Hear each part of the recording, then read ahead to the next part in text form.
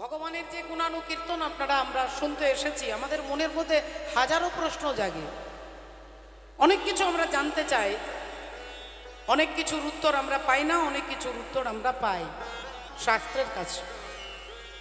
কারণ আমরা সামান্য আর ভগবান হলেন অসামান্য। ভগবান সম্পর্কে সব কিছু আমরা জানতে পারবো না, কিন্তু মোটামুটিভাবে আমরা এতটুকু ধারণা আমাদের মনের মধ্যে আছে যে ভগবানের নাম করলে, ভগবানের কীর্তন শুনলে, কীর্তন করালে, কীর্তন করলে মনে হয় আমার সুখ হবে, আমার ছেলেটার চাকরি হবে, আমার মেয়েটার বিয়ে হবে, আমার এটা ভালো হবে, ওটা ভালো হবে, এরকম অনেক রকমের আশা আমাদের মধ্যে বাসা বাঁধে। কিন্তু আপনারা একটু লক্ষ্য করে দেখুন, আপনারা নিজেরাই উত্তর খুঁজে পাবেন যে ভগবানের নাম করার সাথে টাকা পয়সা ধন রত্নের কোনো সম্পর্ক নেই। বাবা, সুখ পাওয়ার কোনো সম্পর্ক নেই। ভগবানের নাম করলে, ভগবানকে ভালোবাসলে যদি ধনী হওয়া যেত, তাহলে ভগবানেরই বন্ধু ছিলেন সুদামা, তিনি ভিক্ষা করতেন, মাধুকরী করতেন, 3 দিন পর 4 দিন পর খাবার জুটতো কপালে। তাহলে তার মতো তো আমরা ভক্ত নই, তাহলে তিনি এত দরিদ্র কেন? এরকম অনেক মানুষ দেখবেন যারা ভগবানের ধারে কাছে নেই, ভগবানের নামের ধারে কাছে নেই, কীর্তনের ধারে কাছে নেই, ধর্মের ধারে কাছে নেই, তারা 5 তলা বিল্ডিং। বলে কেন? না, টাকা পয়সা থাকা না থাকার সাথে ভক্তির কোনো সম্পর্ক নেই। ভগবানের প্রতিদিন 99টা ভগবানকে গালি দিতেন ভগবানের ভাই শিশুপাল, পিসির ছেলে। ভগবানের নিজের পিসির ছেলে হচ্ছে শিশুপাল, আর শিশুপাল ভগবানকে প্রতিদিন 99টা গালি দিতেন। তাহলে শিশুপালের গরিব হওয়া দরকার ছিল, যিনি সারাদিন কৃষ্ণ নিন্দা করে। কিন্তু শিশুপাল ছিলেন একটা রাজ্যের রাজা, চেদি রাজ্যের রাজা। শিশুপালের পুজো করা হয় যখন আপনারা মেয়ের বিয়ে দেন, বিশেষ করে আমাদের বাঁকুড়া পুরুলিয়াতে, বর্ধমানে অন্তত এই নীতির নিয়মটা আছে।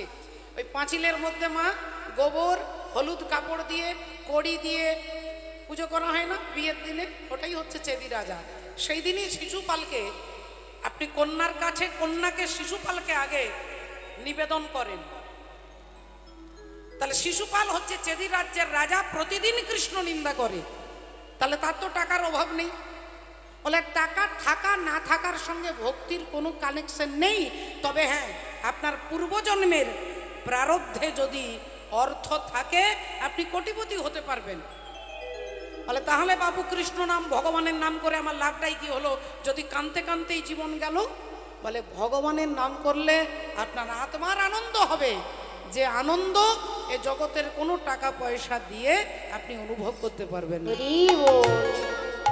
আচ্ছা, টাকাই যদি আনন্দ দিত তাহলে বড় বড় সিনেমা স্টারগুলো সুইসাইড করছে কেন, আত্মহত্যা করছে কেন, ডিপ্রেশনে যাচ্ছে কেন? তাদের তো কোনো টাকা পয়সা, ফুর্তি, আনন্দ, বন্ধু বান্ধবীর কোনো কম নেই, কিন্তু তারা ডিপ্রেশনে চলে যাচ্ছে। তার মধ্যে একজনের নাম আপনারা অনেকে জানেন, আমি এখানে বানিয়ে বলতে পারবো না। তিনি একজন নামকরা বম্বের যিনি হিরোইন, তার নাম দীপিকা পাডুকোন। তিনি ডিপ্রেশন ভোগ করছে, কয়েক বছর ডিপ্রেশন, আত্মহত্যার অনেকবার চেষ্টা করেছে। তাহলে এর মূল কারণটা কি? টাকা নয়, টাকার অভাবে নয়, মূল কারণটা হচ্ছে ভেতরের আনন্দ, আত্মার আনন্দ। এই আত্মার আনন্দ কিসে হয়? না, ভগবানের নামে হয়। বাবা, এই ভগবানের নামকে আশ্রয় করলে বিদ্যে বোঝাই বাবু মশাই চড়ি শখের বটে, মাঝিরে কোন বলতে পারি সূর্যি কেন ওঠে। আমরা ছোটবেলায় পড়েছি, চাঁদটা কেন বাড়ে কমে, জোয়ার কেন আসে, বৃদ্ধ মাঝি অবাক হয়ে ফেলিয়ে হাসে।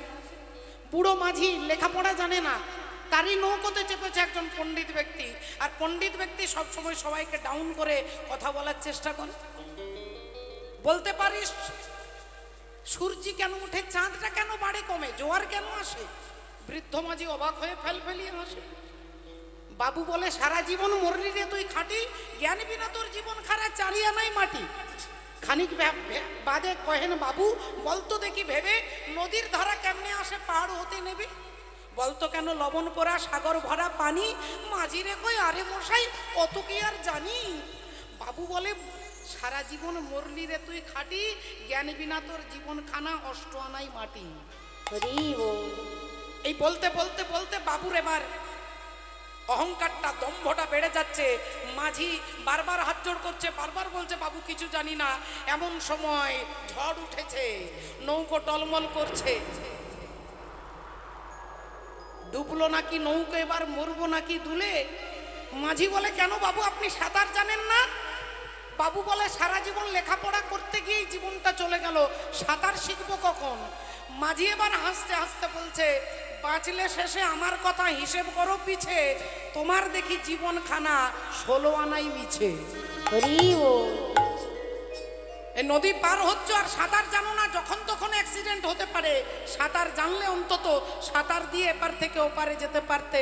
এই সংসার সাগর, আর এই সংসার সাগরে হরির নামকে যদি আশ্রয় না করেন, ভগবানের নামকে আশ্রয় না করেন, এই জগতের কোনো টাকা পয়সা ধনরত্ন আপনাকে এই ভব পারাপার করতে, আনন্দের সিন্ধুতে অবগাহন করতে, এই জগতে কেউ আপনাকে সাহায্য করবে না বাবা। আপনার পূর্বজন্মের প্রারব্ধে আপনি দুঃখ পাচ্ছেন, আপনি সুখ পাচ্ছেন। এই জড় জগতের আনন্দ আপনি কোন জন্মের সুকৃতির ফলে পেয়েছেন, কিন্তু ভেতরের আনন্দ সুকৃতির ফলে নয়। ভেতরের আনন্দ সাধু গুরু ভক্তের কৃপা আর ভগবানের নাম আপনাকে দিতে পারে।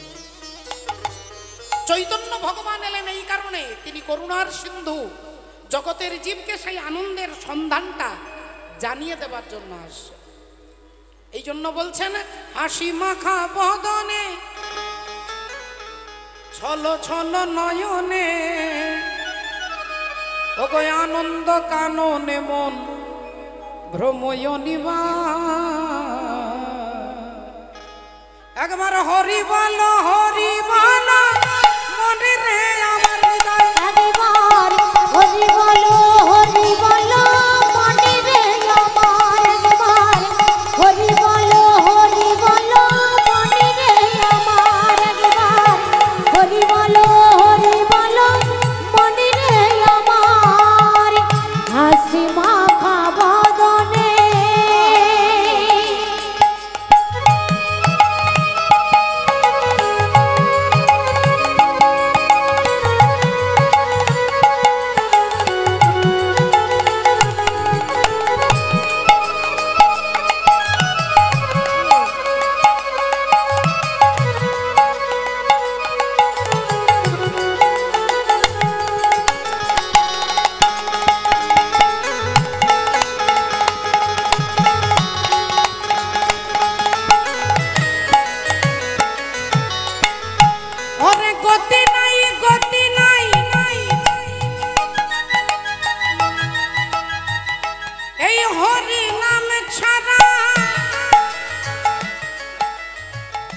কণ্ঠ ভরিয়া গাও তুমি হয়ে আত্মহারা।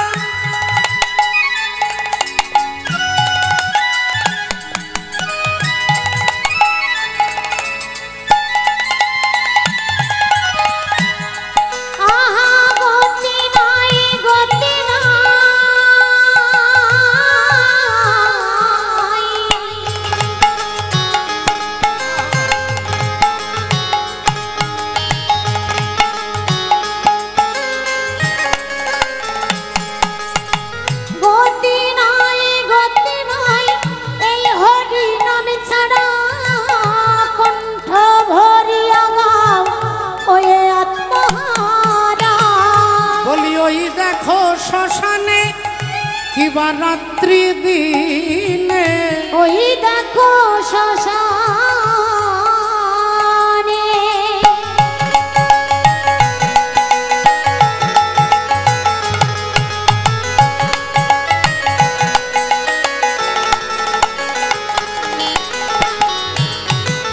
ওই দেখো শ্মশানে কিবা রাত্রি দিনে, পুড়িতেছে মানুষের কত অহংকার। হরি বল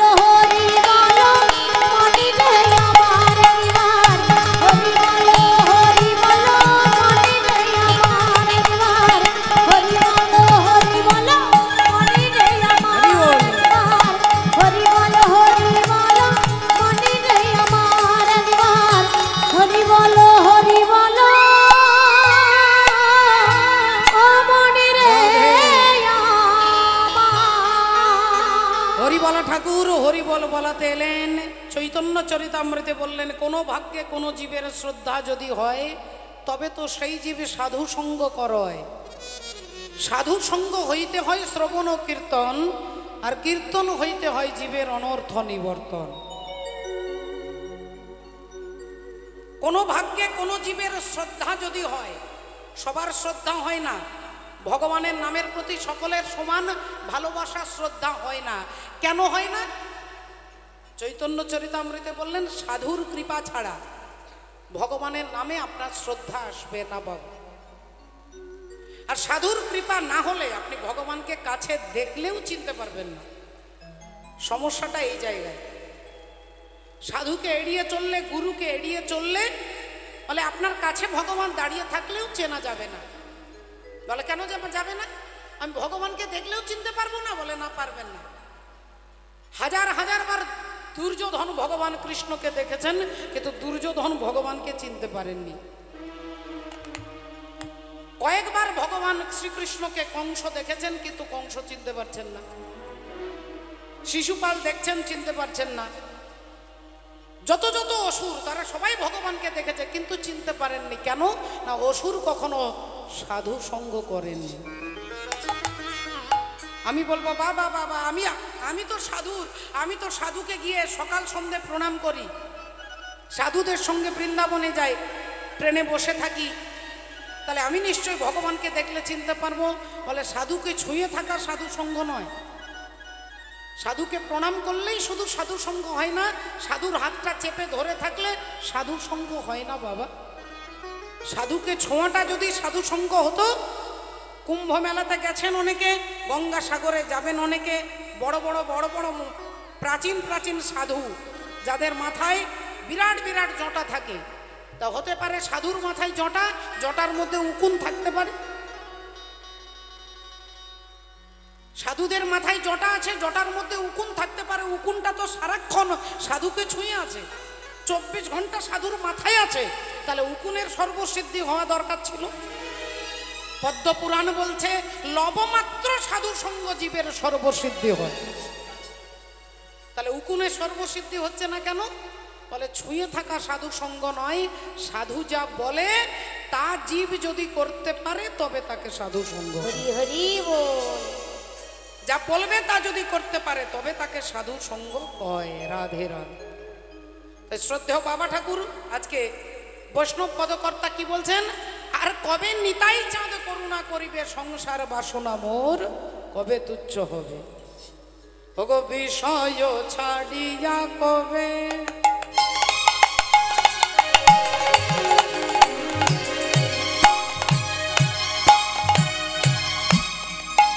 শুদ্ধ হবে মন, বিষয় ছাড়িয়া কবে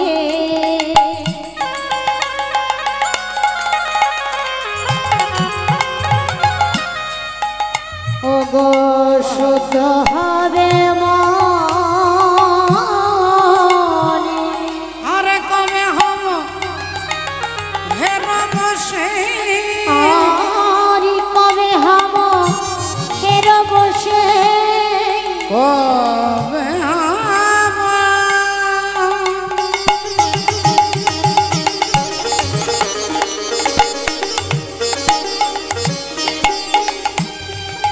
হের বসে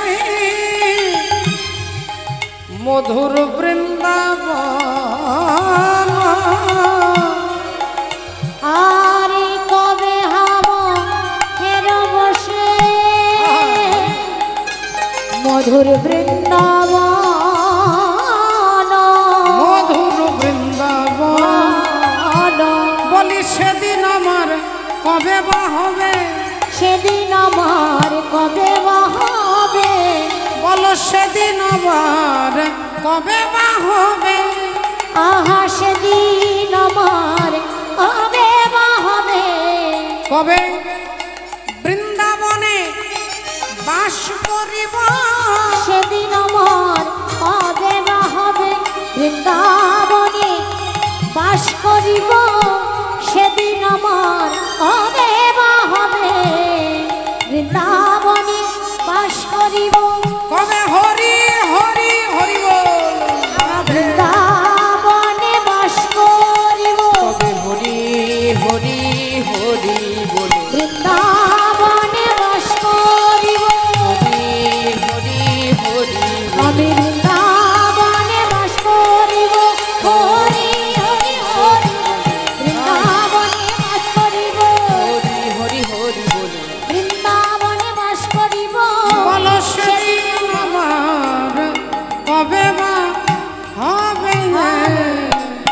কবে হব হেরিব মধুর বৃন্দাবন,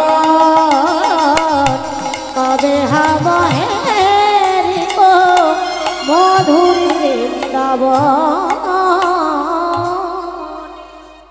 আচ্ছা মায়েরা আপনারা দেখুন,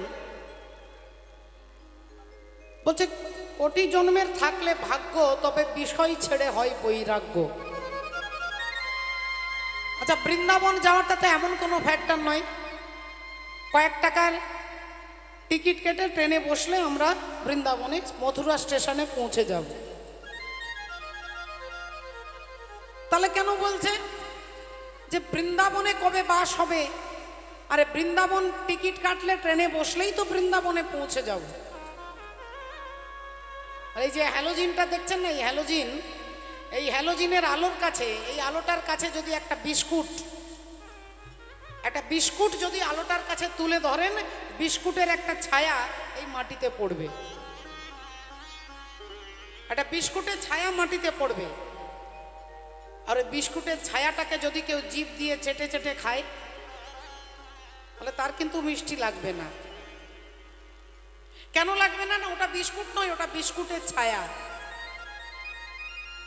যে বৃন্দাবনে আমরা টিকিট কেটে দুম করে চলে যাচ্ছি টাকা থাকলে পকেটে, বলে আসল বৃন্দাবনে প্রবেশ করার মন্ত্রটাই গৌর সুন্দর দিয়েছেন।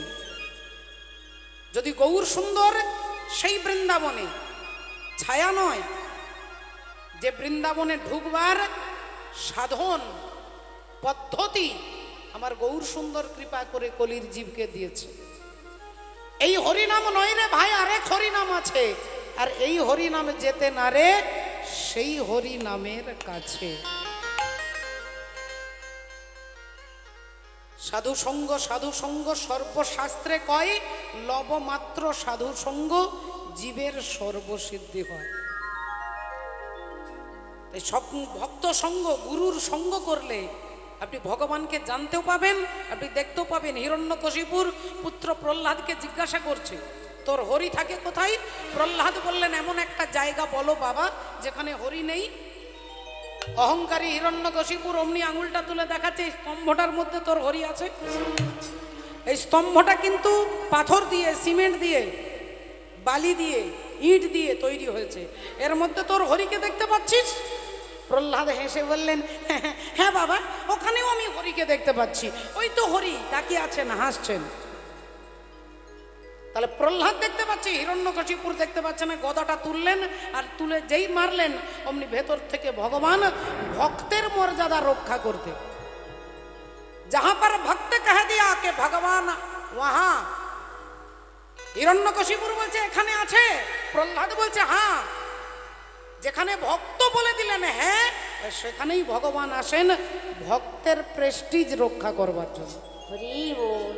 যদি না আসেন, প্রহ্লাদ মিথ্যেবাদী হয়ে যাবে। স্তম্ভের ভেতর থেকে নরসিংহদেব আবির্ভূত হলেন। তাহলে শুধু ঠাকুর ঘরে আছে এমনটা ধারণা নয়, তিনি বাঁশ ঝুড়ের মধ্যেও যদি আপনি দাঁড়িয়ে ওই জঙ্গলে বাঁশ ঝুড়ে দাঁড়িয়ে ভগবানকে ডাকেন, ওখান থেকেও ভগবান শ্রীহরি আপনার কাছে এসে দাঁড়াবে।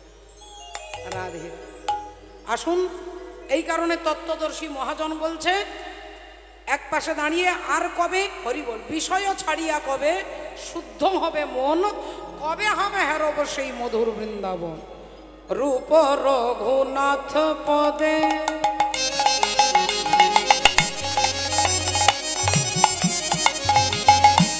ওগো হইবে আকুতি, আর কবে হম বুঝব সে, আর কবে হব বুঝব সে,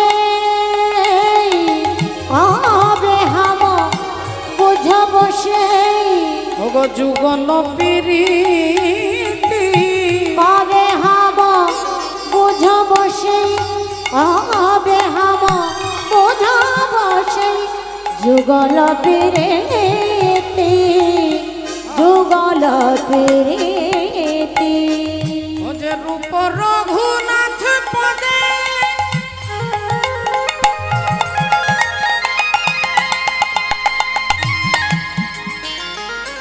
রঘুবর আস,